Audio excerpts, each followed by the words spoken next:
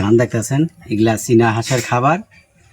দেখি সকালে তো চীনা হাঁস পুকুরেতে নেইমা কচুরি পানা খাইছে, এখন খাবে কিনা ধান দিয়ে দেখি, আপনারা দেখতে থাকেন।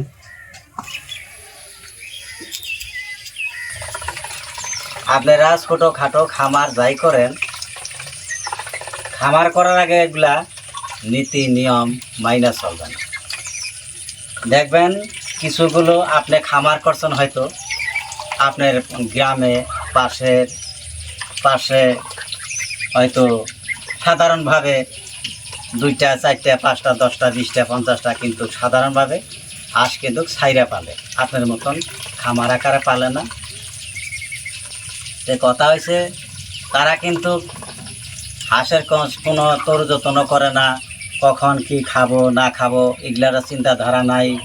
হাঁস এমনিই ছাইরা দেয়, কখন রোদ উঠে কখন পানি গরম হয়, এগুলো কিন্তু তাদের কোনো ভ্রুক্ষেপ নাই।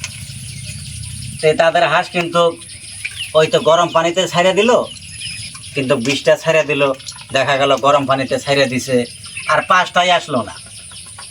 এই 5টা হাঁস কিন্তু রাস্তাতেই মরে আছে। এরা কিন্তু এগুলো বুঝবো না।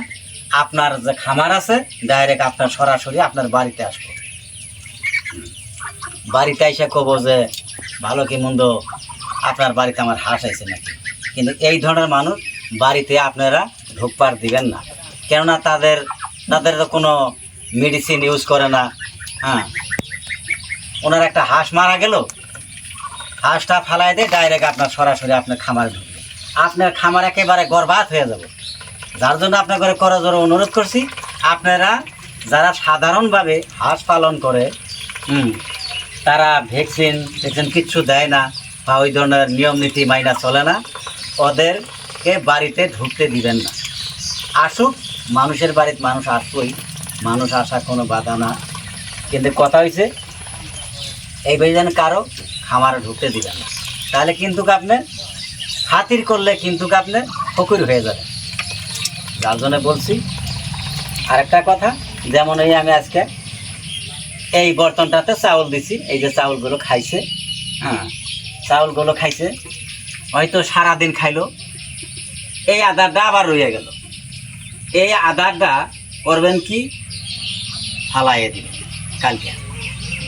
কিন্তু ডাইরেক্ট যে করবেন যে না এর ভিতরে আদার আছে, এর মধ্যে আরও চাউল বা ধান মিক্স করে খাইতে দেই, হাঁসে খাবো কি হবো, না, দেওয়া যাবে না।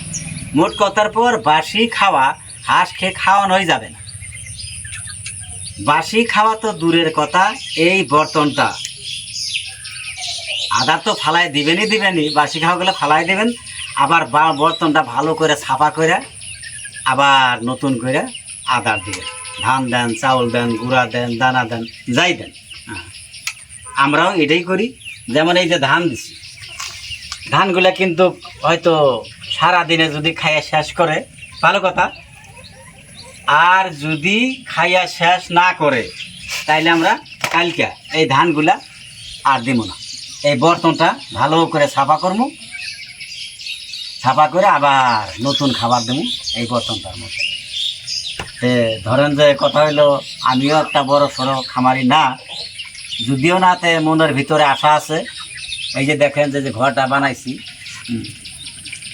অনেক টাকা খরচ গেছে, কিন্তু এগুলা টাকার কথা হিসাব দিলে আপনারা নিজেও হয়তো খারাপ পাবেন যে বেকার এত টাকা কি জন্য খরচ করছে।